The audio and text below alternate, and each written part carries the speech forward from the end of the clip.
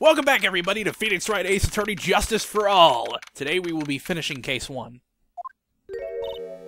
Amnesia? I can't believe my lawyer's trying to defend me in such a state. Why didn't you tell me, sir? I'm sorry I didn't mention it to you.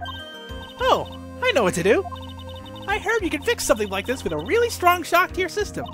Come on, lower your head a little. A Maggie kick should be all you need. No, I think I'll pass on this one. Come on. I'm sorry.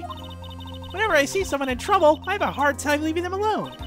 I tend to stick my nose where it doesn't belong and try to tackle everyone's problems. Well, my head's one problem you won't be tackling today. Well, we're here to solve your problem first. We can deal with mine later. For now, do you think you can fill me in on a few things? Of course, I'd be honored to. Well, I guess we'll start with my name, and then I can tell you about me. No, that's okay, really. I think I know you and your name pretty well by now. I was wondering if you could help me figure out a few things about myself. So, my name is Phoenix Wright. What a weird name. This is serious. You really don't remember. I'll tell you what, sir. You can have this back, and maybe it'll help. This is a business card? I got this from you. It's my most prized possession. You can borrow it for now, but please give it back, okay? Okay, there's some numbers written on the back. That'll be important. Oh, that's your cell phone number. Well, that will be important. Trust me. I guess for now, we should stop talking about me and start talking about this case. This case? Yep. Can you think of anything that would be helpful for me to know? Oh, what can I tell you? I can't think of anything other than the incident with that cell phone, but... Cell phone? Yeah, your eyes lit up when we talked about it at the detention center, sir. Hurry up then and tell me, this might be very important. Okay, Roger. It was on the day of the crime, just before 6 p.m. I picked up a lost cell phone while on a walk with Dustin.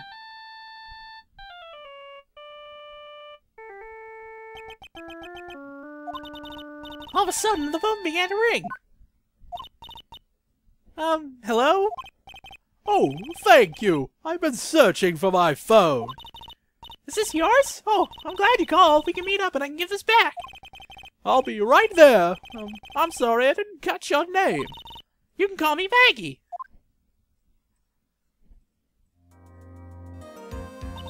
We agreed to meet up at 6 p.m. Dustin and I waited for the person to show up, but they never did. So where is this phone you found now? I gave it to you yesterday. Huh? It's me? Isn't that phone in my pocket? You mean this? Do you think it has anything to do with the murder? I don't really know, but if my eyes lit up... Ah! You were here all along! You're so mean! I called you a million times, but you wouldn't pick up! And when I went to check in the courtroom, everyone had already left! Heck, who in the heck is this? Let me guess. I'm supposed to know this girl, too. Hey, good morning, Maggie. And good morning to you, Maya. So, how's it going? Is there a word for worse than abysmal? Oh. And what if I said everything will be fine?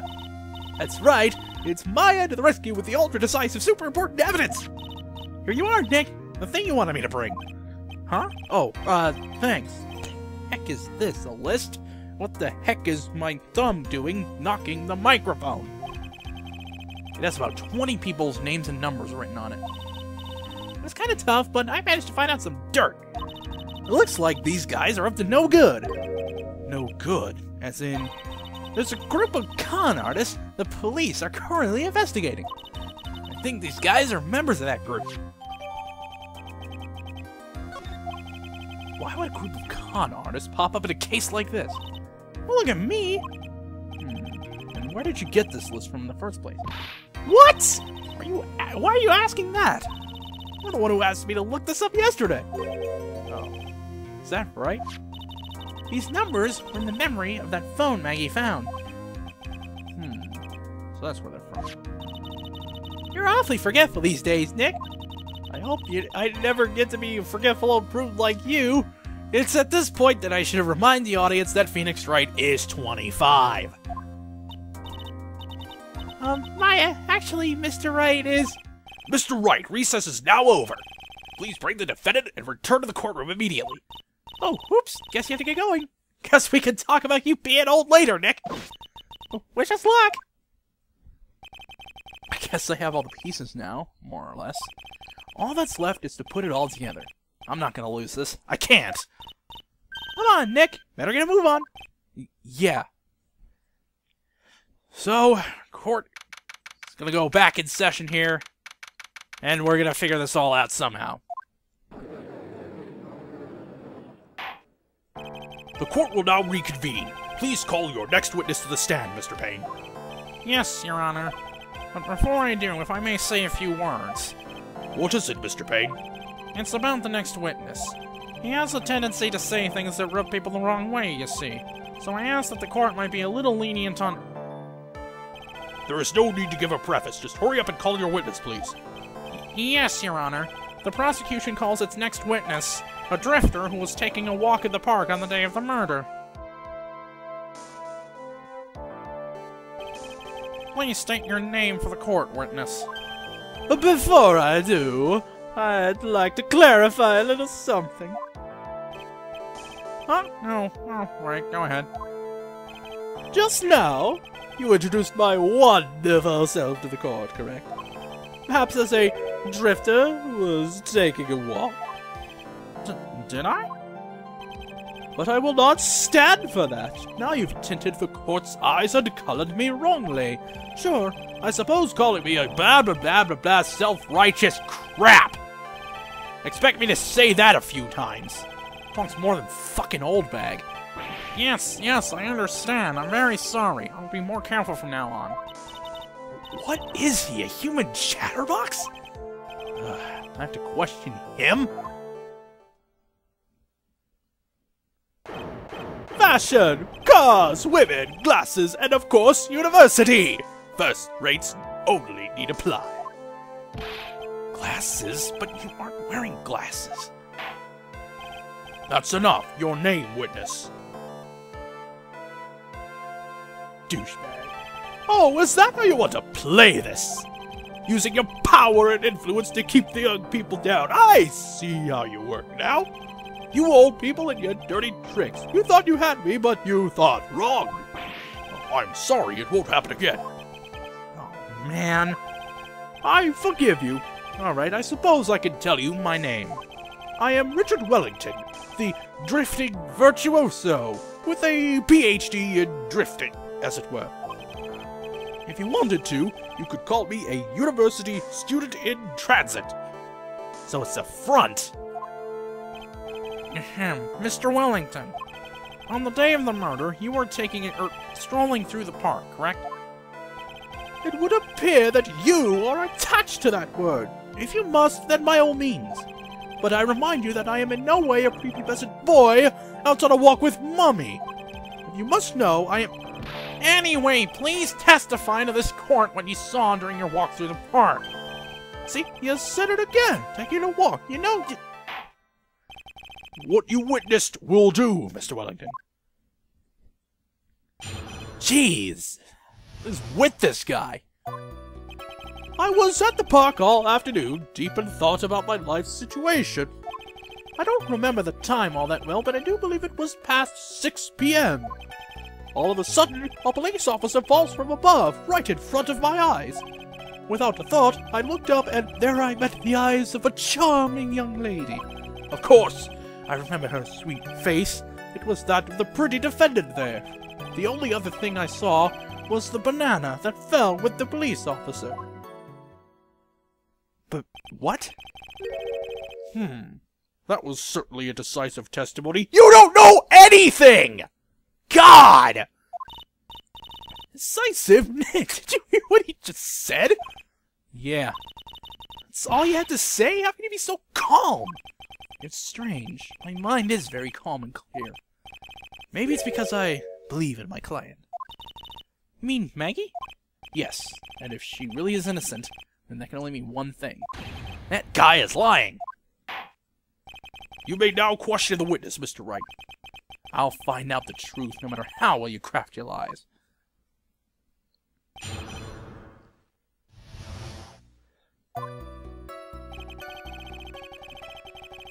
Yep. Blah, blah, blah. Douchebag, douchebag, douchebag. Other words.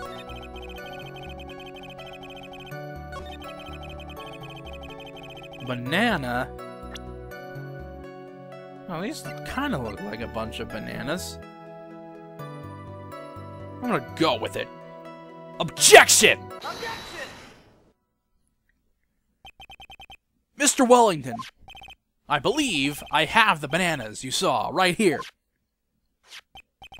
Ah, so you knew about the bananas too. Why didn't you say so earlier? But don't think you can use this as a way to pull more information out of me. And that's where you'd be wrong. Mr. Wright, what is the meaning of this? Isn't that the baseball glove? Huh? What? A baseball glove? Doesn't it look delicious? Care for a bite? That's not... No! Your Honor, I think this proves one very important fact. This witness has bad eyesight. By the way, just how bad are your eyes? Huh? What are you asking me about this all of a sudden? Your Honor, it is very simple to mistake a glove for a bunch of bananas.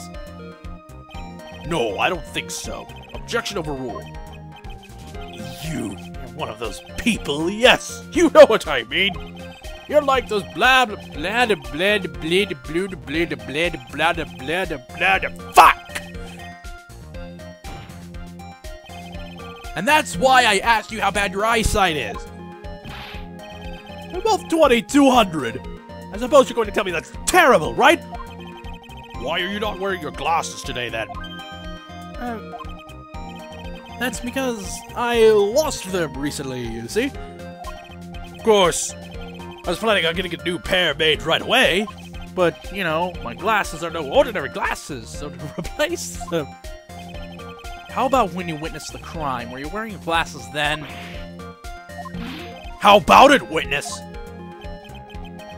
You are an unrelenting, evil man. You're like this... I'm gonna sniff at this. I needed to do that. Which boils down to, you were not wearing your glasses at the time. Therefore, the identity of the woman at the scene of the crime and that a defendant cannot be proven to be the same by this witness! The height difference was only 9 feet. It was very possible for him to see the face of the culprit standing on the upper path. Witness, please be more accurate in your testimony. Remember, a person's life is at stake. Yes, Your Honor. Now then, please continue with your testimony. Please tell the court what happened next in the moments after you witnessed the crime.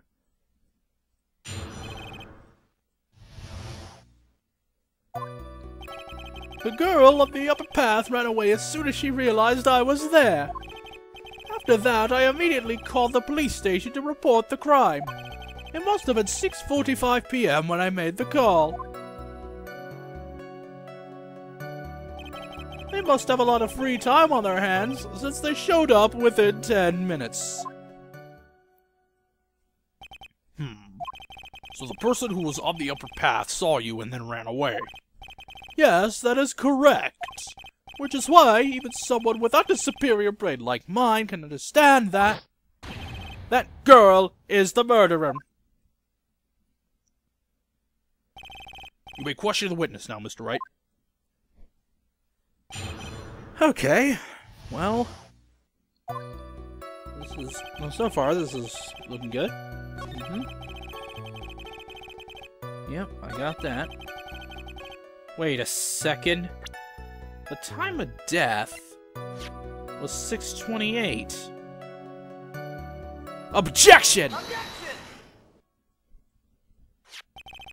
Mr. Wellington, would you please take a look at this? You mean the victim's autopsy report? According to this, the murder occurred at 6:28 p.m. So what of it? You said that you called the police immediately after the murder took place. However, by the time you had called the police, it was already 6:45 p.m. There's clearly a 15-minute gap here! Do you deny it? I think this court would like to hear what you were doing during this 15-minute gap! The witness was in shock at the time after witnessing a terrible murder. It's only to be expected that he would be a little dazed. 15 minutes is hardly what I would call a little dazed. Mr. Wellington. Yes? Explain yourself. What were you doing during those 15 minutes? Answer the question.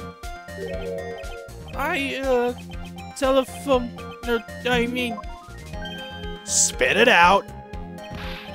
I was searching for a phone booth. A phone booth? You mean you don't have a cell phone? You and your questions, as if you're trying to open all the layers of a Matryoshka doll. You must think you're really something special. Witness. I lost my cell phone. There, are you happy? You lost it? Unbelievable. You lose your glasses and your cell phone. You must be a very scatterbrained when it comes to your belongings. What? Are you saying that first-rate people are never allowed to lose things? Haven't you ever heard that all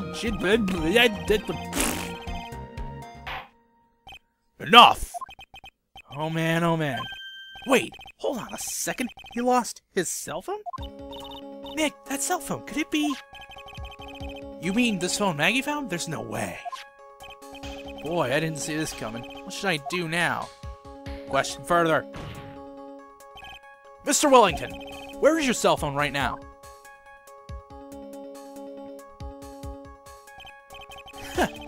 What are you getting all excited about? You seem to be a little confused.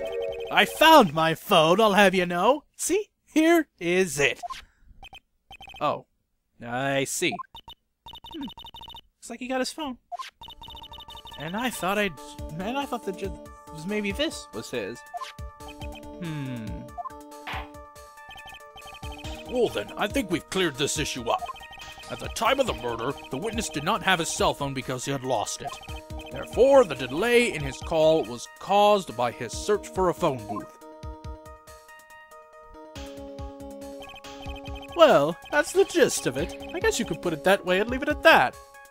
But we're not. Do you have any further questions, Mr. Wright? Actually, I do. Your Honor, the witness's testimony does not make sense. I don't believe that there was ever a need for the witness to search for a phone. How dare you! You can't just make outrageous claims like that. I do have some sort of proof, don't you? Well, yeah, of course. This evidence should be good enough, I think. All right, let's have this proof then. Please present proof that the witness had no need to search for a public phone booth. No, I gotta remember which damn photo it is. Okay, it is the first one. There's a phone booth right fucking there. Take that! Take that! It's quite simple, actually. Please take a look at this. At the crime scene photo? Is there a problem with it? Oh, there's nothing wrong with the picture. But if you don't understand my logic after looking at it, something's wrong with you. No! It's a phone booth. That is correct. All the defendant had to do was walk 3 steps. Mr. Wellington, why did you not use the phone that was right in front of you?